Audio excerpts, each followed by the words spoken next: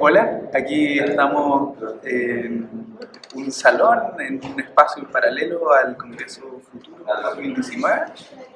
Estamos junto a Martin Hilbert, quien es académico de la Universidad de California en Davis. Martin, no es la primera vez que nos vemos, ya nos acompañaste a través de una videoconferencia el año pasado en el evento Democracia 2050. Sí. Muchas gracias por el tiempo. Cuéntanos en breve de qué trata tu trabajo, el centro de tu investigación. Mi laboratorio es enfocado en estudiar los cambios de la tecnología digital a la sociedad en general.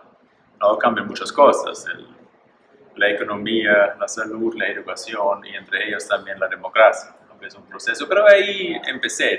Mi primer doctorado, la tesis de mi primer doctorado fue sobre el cambio de las tecnologías digitales hacia democracia, entonces es algo que es muy importante para mí. Ahí nació mi interés en este tema también, fue una de las primeras cosas que me interesaron y que todavía me interesan mucho. Sí. ¿Y cuál es tu visión sobre el futuro de la democracia, sobre las posibilidades que se abren, los riesgos, los dilemas? Claro. Bueno, la democracia fue siempre muy ligado al progreso tecnológico, especialmente en este ámbito de tecnologías de información, ¿no? Cuando la democracia directa de Atenas, Aristóteles famosamente argumentó que la democracia nunca podría ir más allá de un radio de 70 kilómetros. Esta fue su opinión, por eso la democracia se limitó a una ciudad. Porque la información, dijo él, no puede viajar más allá en un tiempo razonable, ¿no? Corres casi 2 maratones, llegas a 70 kilómetros, entonces información alguien tenía que llevarla. Y por eso se restringió la democracia a un nivel de ciudad. Después se inventó la democracia representativa, ¿no? En Estados Unidos, aquí Chile, el segundo país en las Américas que adoptó este nuevo sistema, donde se filtra la información, no es directa, se filtra con este cuerpo representativo. El proceso de información es una arquitectura de información que se inventó ahí, ¿no? Cómo se procesa a través de ese procesador que llamamos Congreso. Había discusión cómo mejor diseñar esta arquitectura de información. Pero incluso en esta época, ¿no? Cuando Lincoln se hizo presidente en 1860, la gente en California no sabía quién es presidente por una semana, porque alguien tenía que subirse al caballo y iba el mensaje y se demoró una semana, ¿no? Entonces, aquí en Chile ya tenían el 6º presidente en este año, pero para esta época se escribió estas constituciones. Estos diseños informacionales que procesan la voluntad del pueblo fueron diseñados por una época donde la información viaja a velocidad de caballo. Claro. Y hoy en día, obviamente, sí, con el cambio tecnológico de nuevo, hay otras posibilidades. Se podría implementar muchas maneras diferentes de implementar esta idea de la gobernanza del pueblo, por el pueblo, para el pueblo, que es un proceso de información y de comunicación, pero 100%. Y claro, en una época donde la información viaja a velocidad de luz y donde se podría procesar mucho, mire, la democracia representativa procesa un bit cada 4 años. Un bit, derecha e izquierda. ¿Qué ancho de banda más ridículo es eso? No, digo, entonces, no, hay maneras mucho más interesantes para implementar democracia hoy en día, mientras este es del lado vaso medio lleno. El vaso medio vacío lo estamos destruyendo, por simple la realidad informacional ya no cuadra con las instituciones que hemos creado hace cientos de años. Y tú en tu trabajo hablas de que este cambio tecnológico, las tecnologías de la información, aumentan distintas capacidades. La capacidad de transferir información, o lo que llamamos comunicación, generalmente. La capacidad de procesar información, lo que en un humano podríamos llamar inteligencia. La capacidad de registrar información, memoria. Son distintas capacidades que se aumentan. Entonces ahí aparecen distintas posibilidades. ¿Sí? ¿Cómo ves tú que esto puede tomar nuevas formas, nuevos marcos institucionales? Como estamos súper acostumbrados a entender la democracia, como ir a votar por ahí.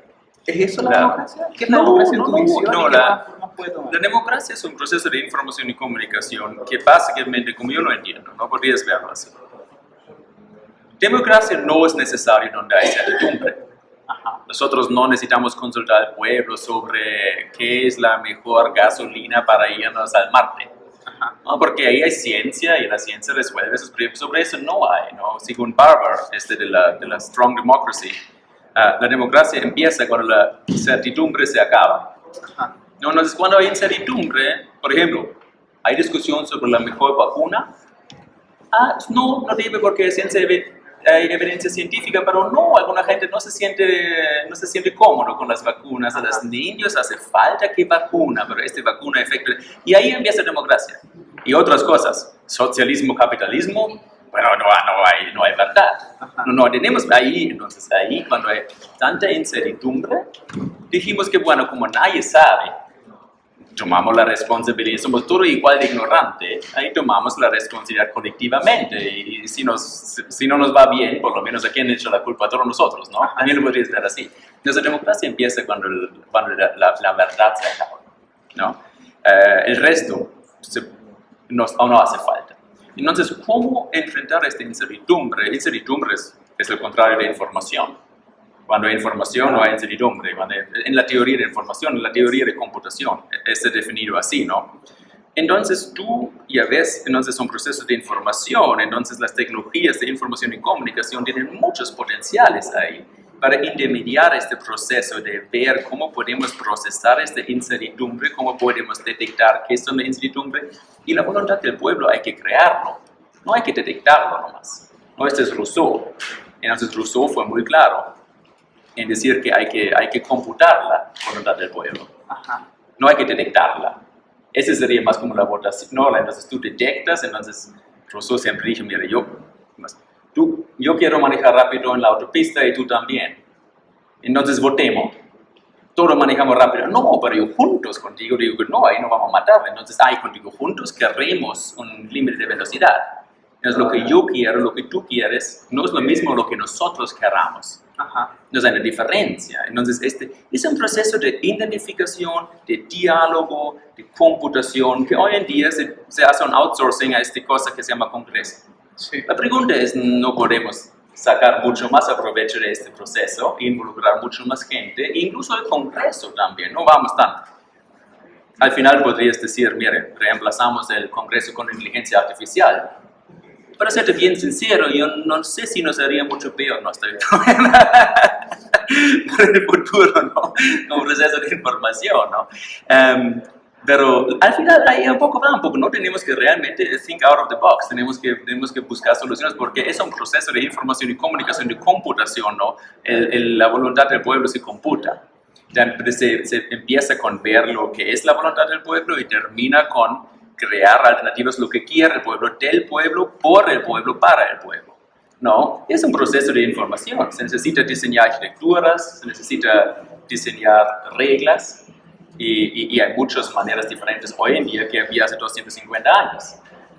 En ese sentido, tú desde las ciencias de la información has imaginado que, por ejemplo, redes neuronales computacionales podrían ayudar a eso, ¿no? A entender mejor, a entendernos mejor. Claro. ¿Nos puedes contar un poquitito más para que... Claro. Mire, podría irme a la teoría, pero no hace falta ahora. Vamos mejor. Bueno, la práctica aquí en Chile mismo. Hay ese nuevo instituto, el Instituto Milenio de Fundamentos de los Datos. Sí. Y hay alguno en la BUCHEF, ¿no? Y hay gente muy buena, el Jorge Pérez, que ha trabajado, por ejemplo, en la consulta constitucional que tenían en el segundo gobierno de Bachelet, ¿no? ¿Hace cuánto fue? ¿Hace 2 años? Más o menos. Sí. Entonces mucha gente lo tomó muy en serio. Como por ejemplo en Davis hay una comuna de estudiantes chilenos muy grandes. Estudian agricultura, el vino, ¿no? Y otras cosas también. Y se sentaron ahí, la Asociación Chilena de Estudiantes se sentó todo un día y discutió en Berkeley lo mismo, ¿no? En la ciudad de California. Y discutieron eso. Y al final... Parece que ya vamos a tener que terminar, ¿no? Nos quedan unos minutos.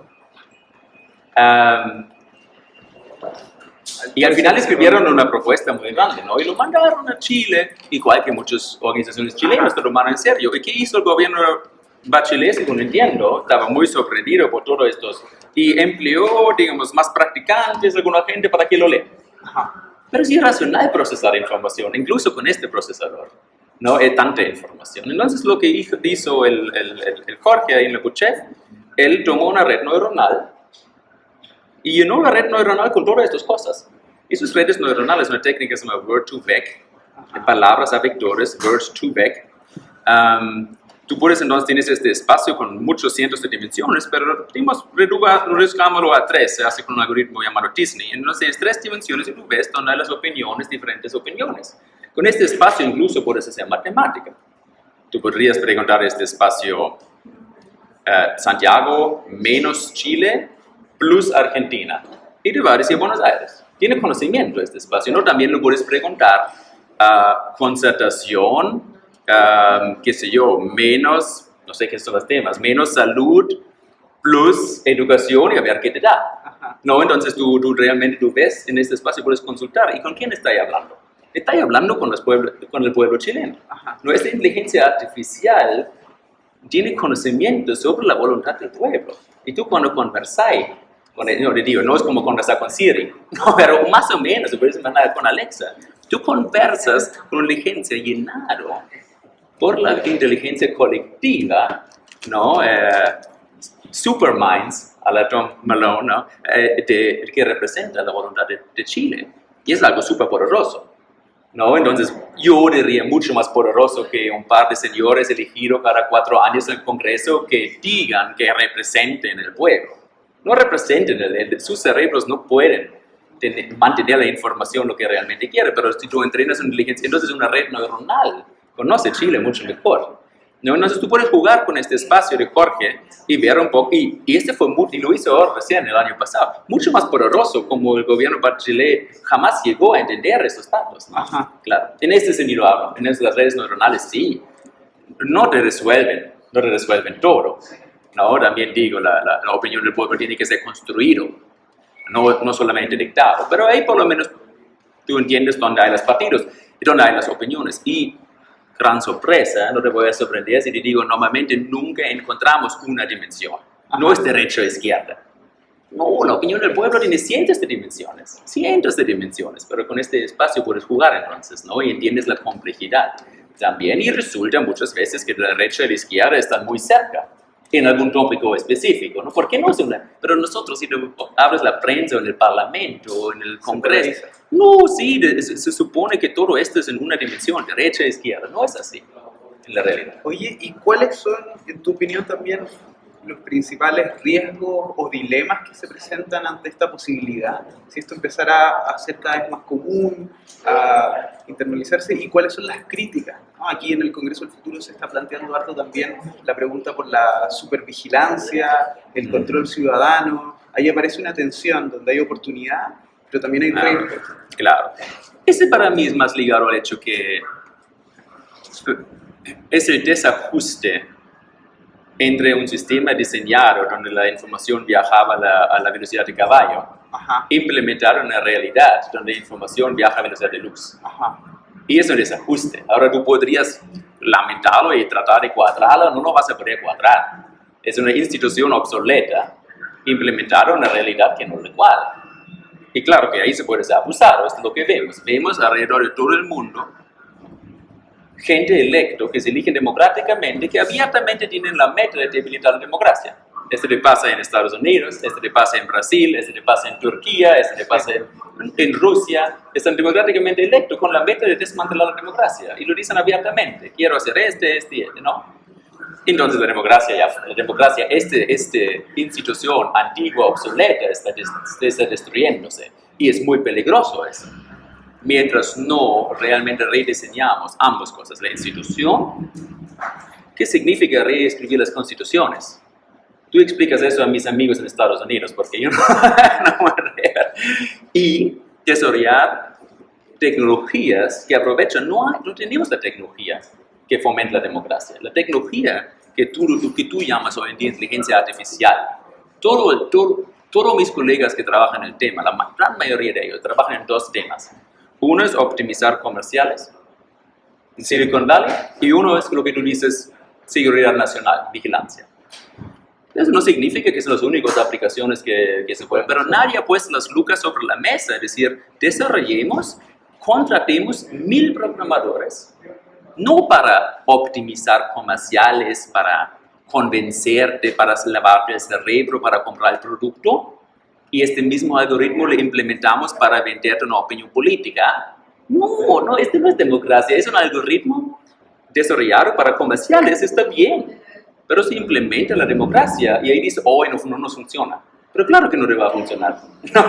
Pero nadie ha puesto las lucas sobre la mesa para contratar un gran proyecto donde se desarrolla aplicaciones, como mencioné antes, un poco, ¿no? Pero eso es como muy artesanal, ¿no? Sí. No, tú podrías desarrollar muchas soluciones para realmente fomentar la democracia. Y pensar en eso, nadie ha hecho eso hasta ahora. Entonces no tenemos las soluciones. Tomamos herramientas desarrolladas para seguridad nacional, vigilancia y para optimizar marketing y lo aplicamos a la democracia. Y eso destruye la democracia desde el sentido tecnológico y el desajuste con las instituciones que existen lo hace peor. Entonces sí, estamos en una situación muy peligrosa porque no actuamos. No significa que esta tecnología no podría ayudar. No, y sí, podría implementar una democracia mucho más democrática como los griegos, no, sí, pero no lo hemos hecho.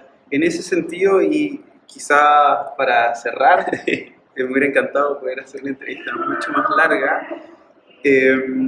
Algo que nosotros hemos visto como un gran desafío para poder abordar la conversación sobre el futuro de la democracia es qué es lo primero que se viene a la mente de las personas cuando escuchan esta invitación a conversar.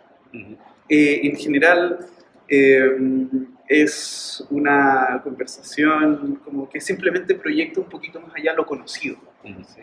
No se hace un proceso de partir de cero de los objetivos y repensar nuevos modelos asociados a nuevas herramientas, etc. ¿Cuál te parece a ti que es la clave, ¿no? para poder avanzar en esta línea? ¿Cómo ves tú este desafío? Yo creo que la economía es naturalmente interesado en optimizar la oferta y la demanda, porque la economía es más eficiente. Y eso lo hacen con el Big Data, con el marketing, con la publicidad, optimizan la oferta y demanda. Fantástico para la economía, digo. Yo tengo un doctorado en economía y digo, eso es lo que hay que hacer y eso es lo que hacen. En Silicon Valley, excelente. Bien para todo el mundo que está involucrado, clientes, consumidores, productores, fantástico. Los gobiernos, el poder ejecutivo, tienen el mandato de asegurar que estamos seguros. Primero, ¿no? Tiene que asegurar que tenemos la seguridad nacional. Entonces, sí, estas herramientas que desarrollaron 40,000 matemáticos en la NSA. Fantástico, pero no, esta es su meta, está bien. También se puede ver hasta dónde deberían ir, pero la verdad es que este es su mandato. Ahora, al Congreso, ¿qué ha hecho? Yo te pregunto a ti, ¿qué ha hecho el Congreso para aprovecharse de eso? ¿Qué ha hecho la legislativa? Sí. ¿Qué han hecho? Nada, pues. Pero se quejan porque, pero también esta tecnología es una tecnología de propósito general. Pero también, entonces, la economía no le interesa eso. Al gobierno tampoco le debe interesar. El gobierno no tiene el mandato, el gobierno tiene el mandato de ejecutar. Entonces, yo creo que la legislativa tiene que desarrollar proyectos también que le ayuden a fomentar eso. Por ejemplo, yo trabajo en la Biblioteca del Congreso muchas veces en Estados Unidos como asesor. Y en el Congreso de Estados Unidos hay muchos bills, ¿no? Estos borradores de leyes, que cada año, pero por décadas, ¿no? Uno lo introduce y está en este cola y cada año se mueve un poco. Cada año, pero este cola con las décadas se ha aumentado mucho. Hay muchos bills ahí, ¿no? Que ningún cerebro puede procesar todo eso. Una pregunta sería, ¿por qué no lo metemos todo en una inteligencia artificial? Y veamos si algunos que la verdad es que se ajustan. No, algunos, aunque sean, y te vas a sorprender. Algunos de la derecha, extrema, izquierda, y ahí puedes decir, mire, si tomamos tenemos 80% soporte y podríamos pasar a una nueva ley. No, entonces la inteligencia artificial de ayuda a diseñar leyes basado con lo que nosotros la alimentamos. Esa herramienta se podría desarrollar, pero nadie ha puesto, no se hace con $10,000. Igual hay que invertir un poco más. Pero no el Congreso, no tanto, pero el Congreso no, tiene que también tomarse la responsabilidad y aprovecharse de estas tecnologías para el fin de la legislativa. El fin de la legislativa es detectar y formar la opinión del pueblo para servir al pueblo. Pero nadie desarrolla estas herramientas, no lo tenemos. Martín, no puedo no hacerte dos preguntas más. Una es, ¿cuál es la recepción que al plantear esto has tenido desde las ciencias sociales? las ciencias políticas, la sociología, en general. ¿Cuál es la recepción desde ese lado? Yo creo que es el problema, bueno, primero ahora como hay muchos problemas, ¿no? De las fake news, la gente está también muy involucrada en eso. Pero hay gente, como le digo, el mismo instituto aquí de fundamentos de datos, ¿no? Que han empezado a hacer estas preguntas más proactivas. ¿No? Que bueno, entonces, so what? Entonces desarrollemos tecnología que nos podrían ayudar. Y creo que sí hay, pero sí hace falta mucho más de eso. Oye, y por último te invito a dejar una provocación, una pregunta que movilice, que rompa esquemas o algún mensaje. Bueno, yo creo que lo que a mí me sirve, y eso es porque no sé la respuesta, pero ¿crees que en 300 años más el Congreso podría ser reemplazado por una inteligencia artificial? Muchas gracias, Martín. Gracias a ti.